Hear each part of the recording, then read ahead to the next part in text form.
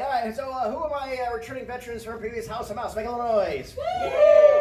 And who's joining us for the first time this weekend? Make some noise. All right. Well, welcome back to our old friends. Welcome our new friends. Thank you for joining us here this weekend. My name is Patty. I'll be kind of doing this for the next 2 days.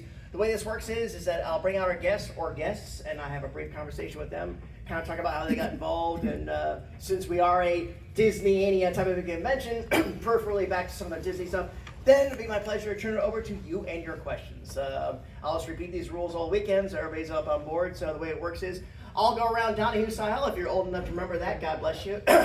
Just raise a hand. I'll bring the microphone over. I'll hold the microphone at all times. I'll say, hey, what's your name? Go ahead and say your name. And what's your question? Go ahead and jump right in your question. Just remember, you get one question at a time. Give me a chance to give some other people an opportunity.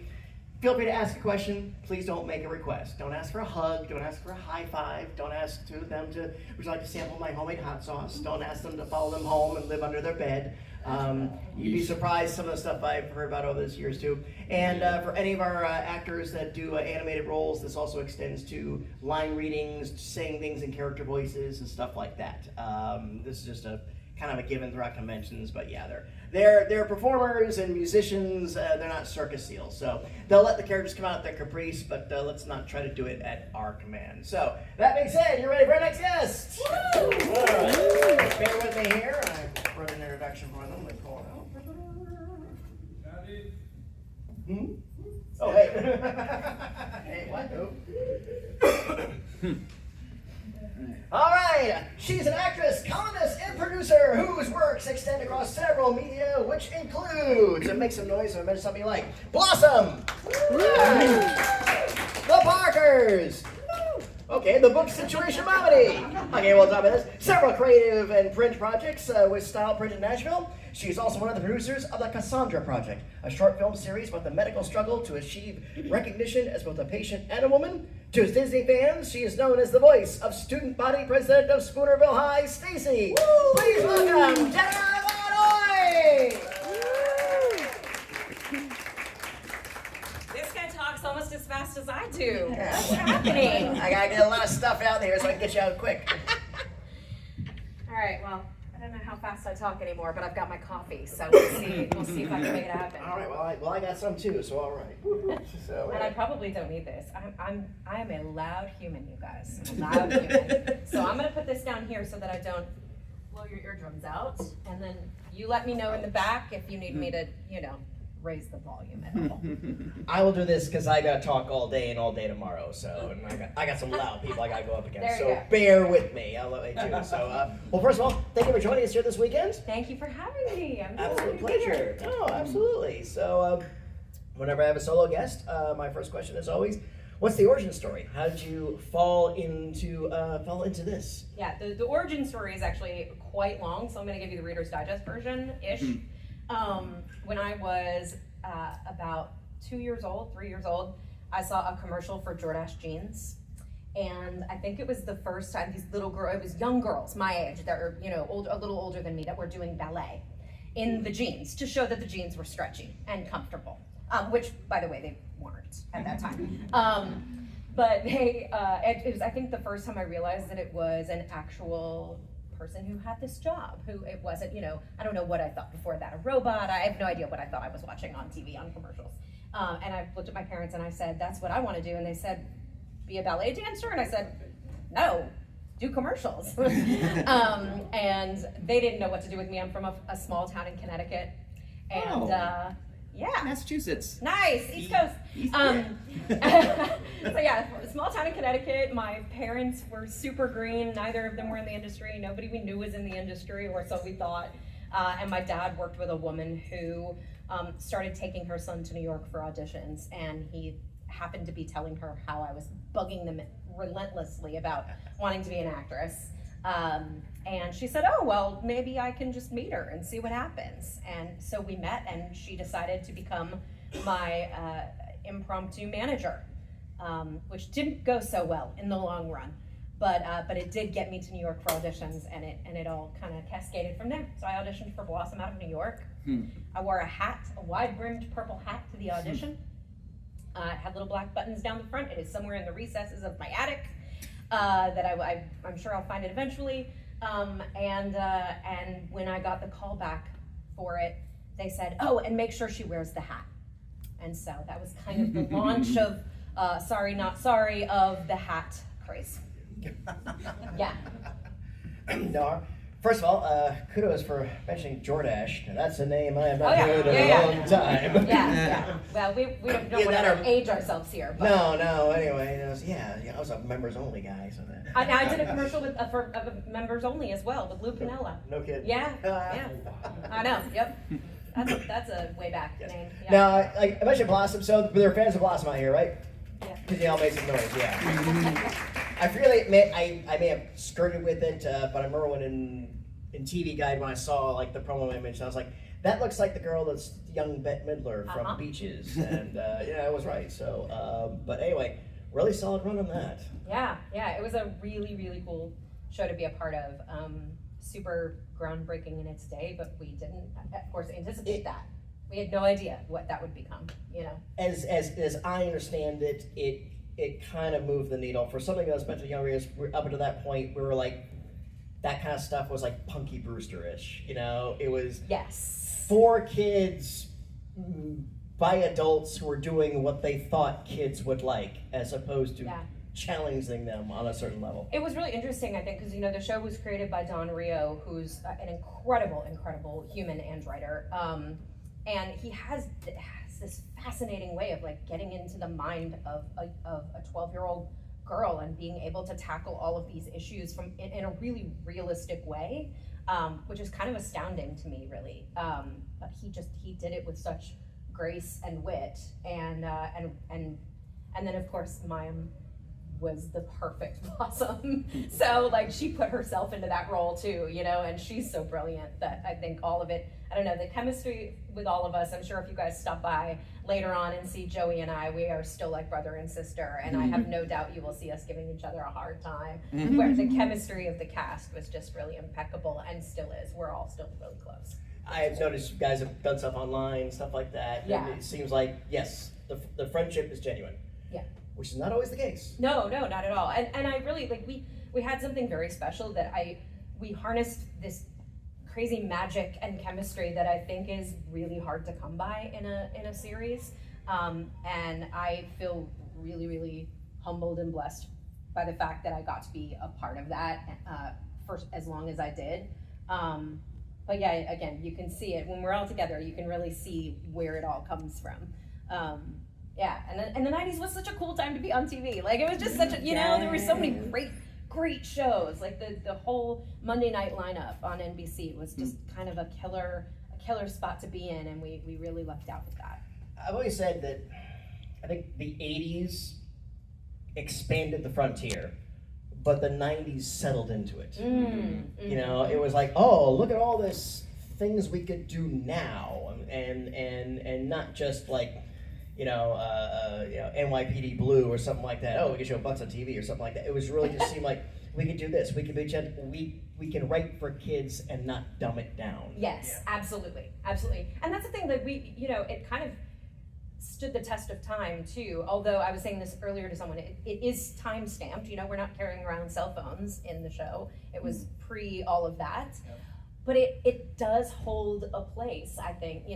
One of my best friends sent me a message the other day and said that her 14-year-old daughter was watching the show and was just totally obsessed with it, and which is so funny to me because in my mind it was such a 90s time-stamped thing, but it really, like I said, it stood the test of time, and we did tackle so many relevant issues in relevant ways.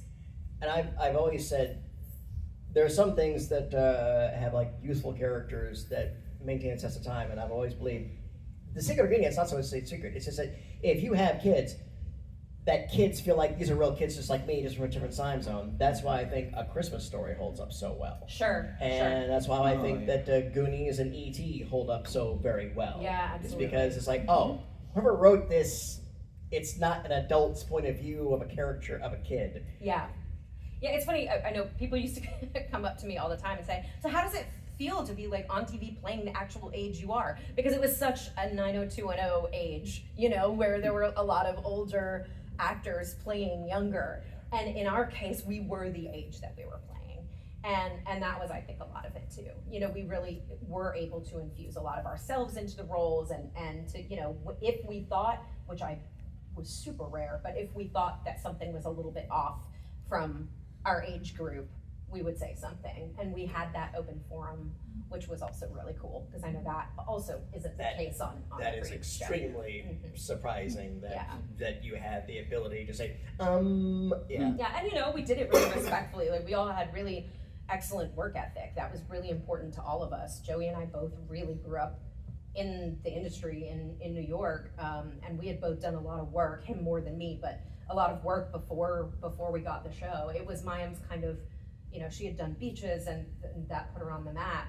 And then she did another show called Malloy in between, and then she did Blossom. So we all had some camera time under our belt, and I think we all knew what the job that we were there to do. Yeah. You know. Yeah. And it can be a grind.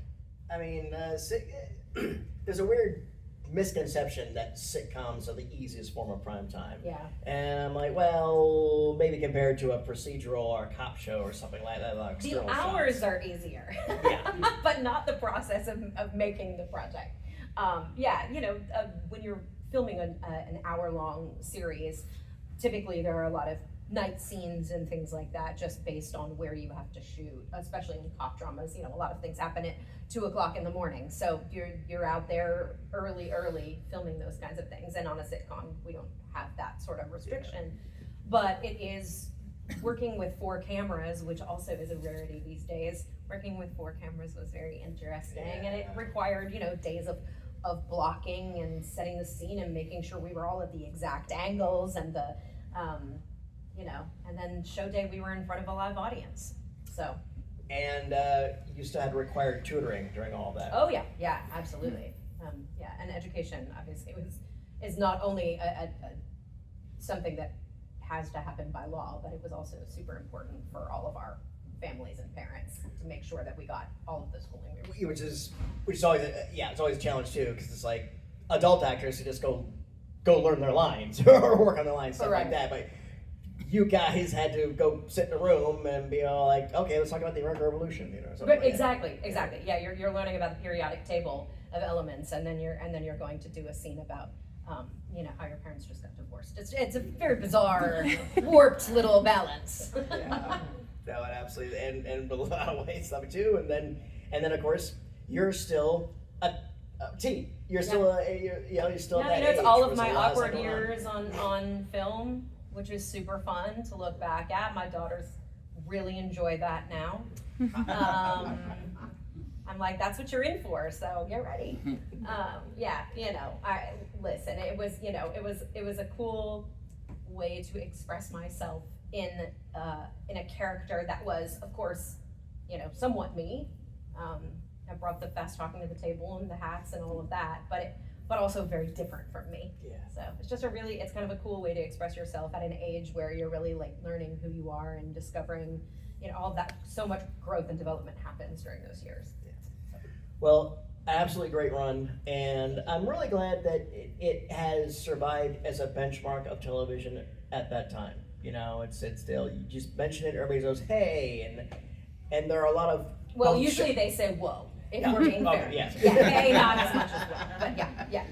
But there are lots of good shows from these eras that either good or popular at the time that have just you know faded. Yeah. But this has left a footprint.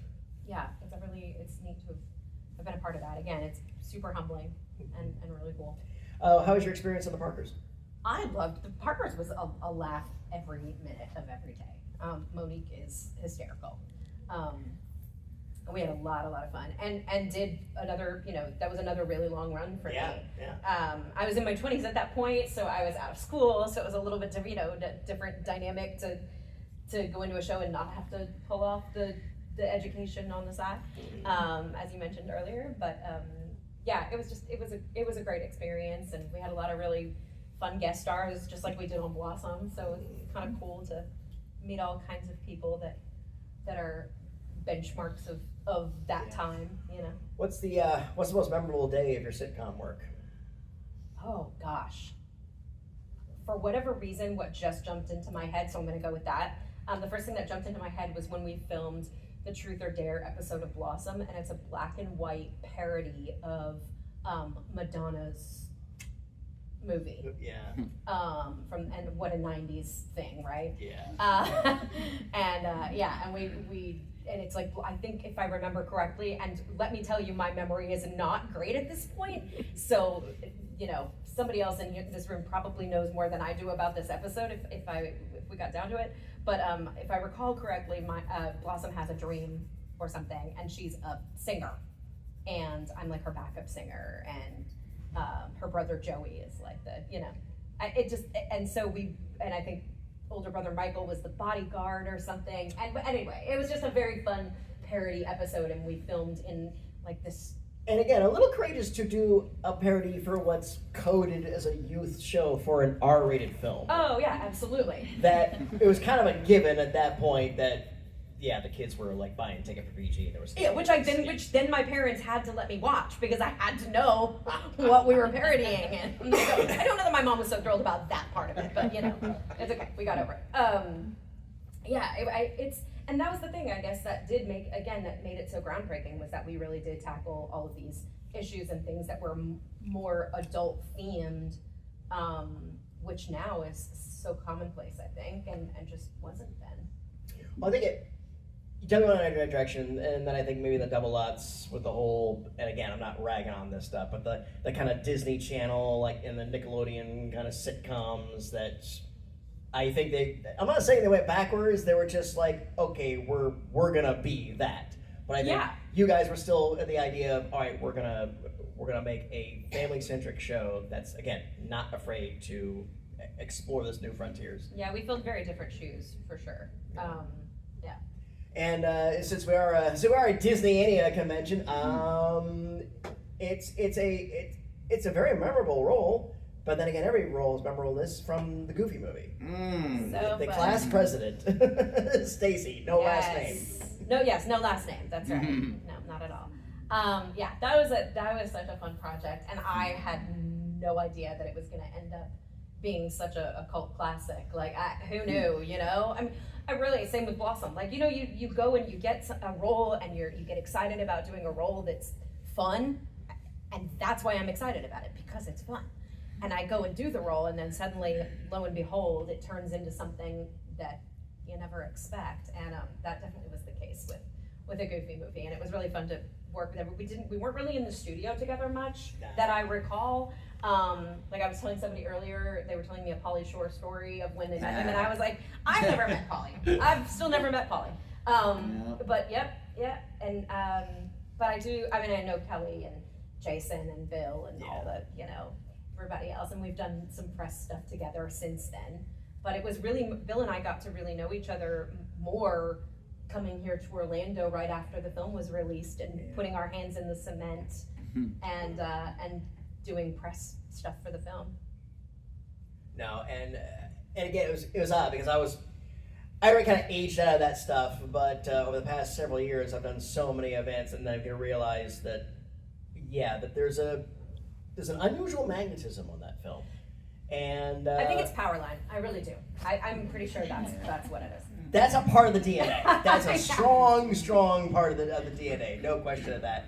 I think one, it's genuinely funny. Yeah. It is a genuinely funny. I think we, despite what propaganda wants us to think, we all like well done hand drawn animation. Sure. Yeah.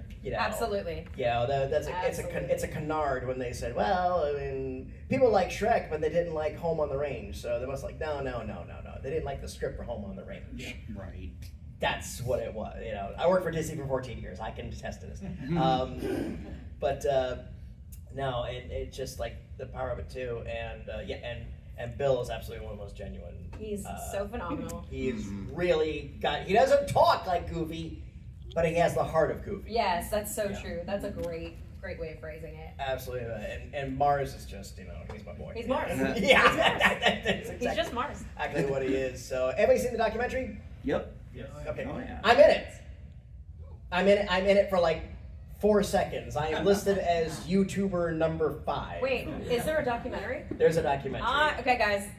I'm hearing I'm today years old when I'm finding out that there's a documentary. I didn't know that. Yeah. They, Not just a goof.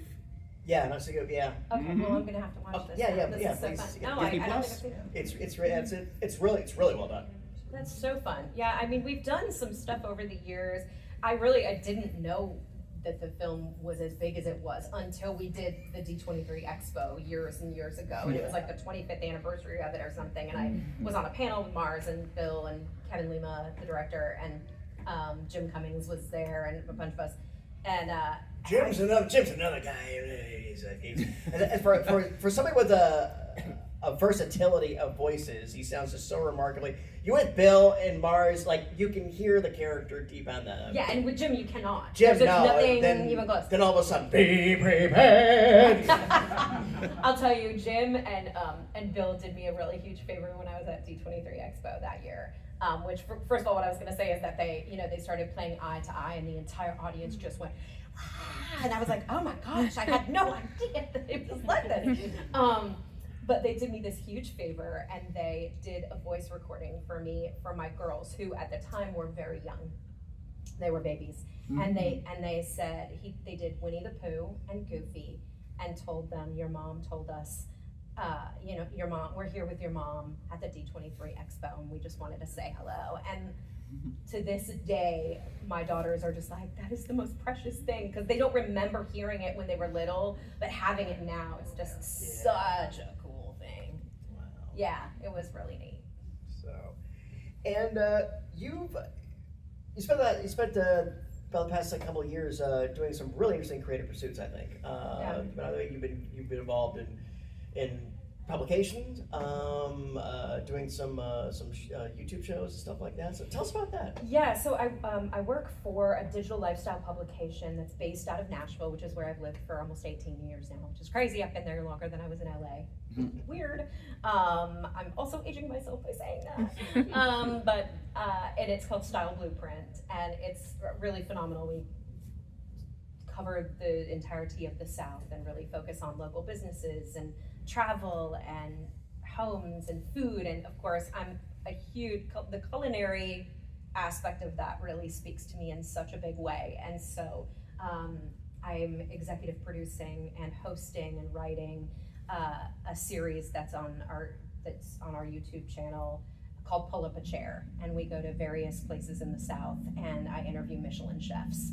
And we get into the kitchen and we talk about what they do, and we talk about the neighborhood and why they brought their restaurant to the neighborhood they're in, and kind of shed some light on how fantastic this neighborhood is and highlight that in a way that people don't necessarily otherwise see. And I've been hearing for quite some time that Nashville is kind of a real hip place to be. It is. First of all, it turned into a culinary mecca since I moved there. Not disappointed about that.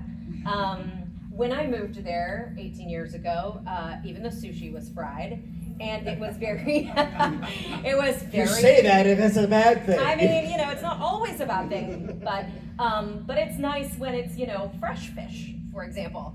Sure. Yeah.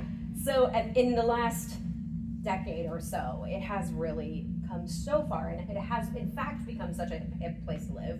Mars and I both live there. Yeah. At this point. There are so many people from LA that I knew way back when that have moved there. Every now and then I'll just run into somebody at the grocery store and be like, wait a minute, what's happening here? Where am I? It's very out of context to run into people that I knew as a kid. Didn't I do a DoorDash commercial? Right, exactly. So, yeah, but I love Nashville, and we've done 2 episodes in Nashville, and we just launched our 3rd episode, which was done in Jackson, Mississippi, with a really phenomenal Michelin chef there. So, Nice. Yeah, it's a fun project, and I've always written in some capacity or another. I write film scripts. I'm producing a film trilogy called The Cassandra Project. It's about just sort of the dangerous stakes of not listening to women's voices, and the dangerous stakes for everyone. This is not just for other women. This is all of us, just hearing women's voices, and especially in the medical community and things of that nature. So. In your writing, is there a genre you're attracted to? So interestingly, when I am writing books, I am always drawn to the YA genre. always, like, Goonies adjacent. I am a Goonie for life, and that really speaks to my work, I think. But that is not the case for this film trilogy. No Goonies adjacent stuff in that. But it is sort of a wild, fantastical script that I wrote for it. And it was based on a dream that my 14-year-old daughter had years ago that I wrote down because I thought it was so profound and so interesting. And years later, when my best friend approached me to write it, one of the scripts, I knew immediately that was what I was going to use as the foundation for it. So it's called The Keeper of the Lighthouse. I like the title. Thanks. That title would make me want to read the description. Well, good. That's what my goal is. So that's the end. There you go. Well, thank you for indulging my capricious curiosity. I'd love to open up the floor, so if anybody got a question, go ahead and just, I'll take a hand. All right. Yeah, don't be shy. Yeah, all don't right. be shy. I think you're going to be starting this off all weekend. All right, which is good. It's good. No problem. Okay, what's your name? Robert. What you got, Robert? First of all, we do miss Mars. We saw him the first couple years he was here. Yes, it was I know. wonderful. I saw you were on an episode of Call Me Kat. We used to was. watch that. How was that? How did that all come about? Oh my gosh, that was so much fun. So it was really cool because Mayim actually reached out and she just literally texted me and said, "Would you do the season opening of the show? I want to do kind of a mini Blossom reunion for us." And so Michael and Joey and I, and actually if you look, Easter egg, if you look in the background, Don Rio, who created Blossom, is sitting at one of the tables. That's cool. Yeah. That was a fun show.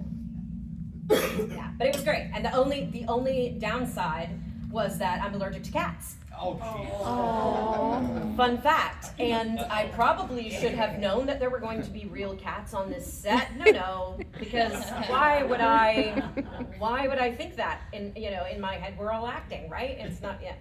So I acted like I wasn't having an allergy attack while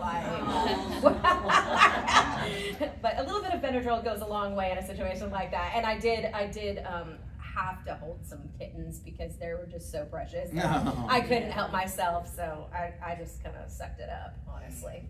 But yeah, it was really neat for us to be back together again and working together, even if we were playing different characters. Well, I mean, we were kind of ourselves in it, but yeah. Fair as Good one. Who got our one? Good one. Hey, what's your name? Matt. What you got, Matt? This just kind of popped in my head.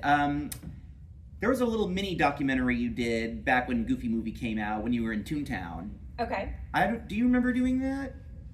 I think you hosted it, actually. I was going to say, I feel like I remember hosting something, but I think you were wearing a hat that was like Stacy's in it, if I remember correctly. that does not surprise me. Yeah. I feel like that has happened. The video is on YouTube, not in the best quality, but for a throwback, it's nice to watch once in a while. Was it kind of one of those like promotional thing, like Disney Channel? I do remember like, seeing it, actually as a little kid when the movie came out. I do remember seeing it on the Disney Channel. It kind of just came back to me. I will say that I do recall going to the opening of Toontown. Yes. I don't know if that's where I hosted it. I do vaguely recall what you're talking about. I don't remember what the purpose of that was. Yeah, I know there was a scene, I think you were with Goofy, like Goofy in Toontown. Like Goofy kind of just appears. Yeah, that makes sense. Yeah, I'm sure we were doing promotional stuff for the film if I had to guess. But I will say one of the coolest experiences of my life was going to the Toontown opening and climbing onto a trolley. And Robin Williams was sitting here, and Whoopi Goldberg was here, and Bette Midler was here. It was like the craziest. I felt like I was in the Twilight Zone. It was just a really neat, and you would, Andy Garcia came up with his kids and said, "My kids watch your show, can they take a picture with you?" Like, it was just the most bizarre scenario, but like, what a Disney moment. The trolleys are long gone. The trolleys that used to be in Toontown, long gone. Are they? Oh yeah. Yeah. The whole area was like kind of refreshed and rebranded. It actually looks really nice now. Nice. Yeah. I will always be tickled when I hear stories like that. When a high status star comes up to somebody, "Oh, look at my guy, by the way, can I get a picture with you?" and stuff like that. People always ask, "What's like behind the scenes?" I always say, at the really big conventions, I get tickled when I see like an A-lister celebrity just kneeling at the feet of an '80s wrestler. Oh my God, Ted DiBiase, you're like my favorite heel wrestler. Oh, I love you too. It's like, oh, that's good. What brings you here? Oh, I'm in a movie. I'm in a Marvel movie. Oh yeah, I've heard of those. You know. I'll share another moment because this also is Disney related, and I was in doing overdubs for a Goofy movie actually, and I was on the Disney lot in Los Angeles, and the parking lot is kind of, or at least this was the case back then, and again this was a long time ago, is over here, and the building I had to go to was, like a good walk, a solid walk from the car. So I had just finished doing all of my recording, and I came out, and it was a downpour, which if any of you know about rain in LA, they're not great about it. It doesn't drain well. There are no, a little bit of rain is like a monsoon in Los Angeles. So I was standing there in front of the building trying to figure out if I was gonna make a run for it or if, I should just wait it out. And from my right, I heard, "Would you like a newspaper?" And I look over, and it was Tom Hanks. And he handed me a piece of his newspaper, and we both made a run for it. That is so cool. Pretty awesome. Did you keep it? What's that? Did you keep the newspaper? I did not keep the newspaper, which by that point was soaking wet. Yeah. But it was just kind of a cool, memorable, again, magical Disney moment. Just Disney kind of lays the foundation for a lot of magic. Yeah, absolutely. That's wonderful. Hey, we got another one. Anyone? I couldn't have covered everything. All right, going once, going. Well, what's on the horizon? Anything coming up we haven't talked about yet? No, just still working on the style blueprint pull up a chair, and looking forward to the next restaurant, TBD, and just the Cassandra project. We're doing fundraising for the second 2 films right now. So, on the doing the restaurant thing, Yeah. Was there one? It was a cuisine or a style or something like that maybe that was a pleasant surprise. Maybe you're like, yeah, okay, I'm not a big fan of that kind of cuisine, but I'll give it a try or something. And did your opinion flip on anything, food-wise? no, I'm really like I grew up with a dad who loves to cook, and so I'm the oldest of 4 kids, and my siblings and I also love to cook, and it's very innate. So there's really not a whole lot that I'm not willing to try. I will say my favorite part of the most recent episode was that surprised me. It was an unexpected moment. The chef spent a lot of time studying cuisine in Italy, and he made the very fresh tomato and basil salad, very simple, white balsamic, olive oil. And then at the end, he pulled out a bottle of mezcal, and he poured mezcal over it, and he said, "Wait till you taste this. It'll taste like a barbecue tomato." And he said, "Just lift the plate to your lips." And I literally lifted the plate up, not very gracefully, might I add, and took a sip of it, and it was the coolest flavor I've ever experienced. And I'm not a mezcal fan, really, but he was right. It tasted like somebody had barbecued a tomato. It was super cool. Yeah. All right. And where can we find that? That is on YouTube. Sure. Style Blueprints Pull Up a Style Chair. Blueprints Pull Up a Chairs. All Yeah. right. Yeah. Sounds very good. Well, House of Mouse 2026. This was our time. Our guests will be going back to their table. Please stop on by. Got a lot of neat stuff there and check it on out. And thank you for all of your wonderful questions. Thank you guys. Thank you. Can I take a picture of all of you? This is like Sure. the table.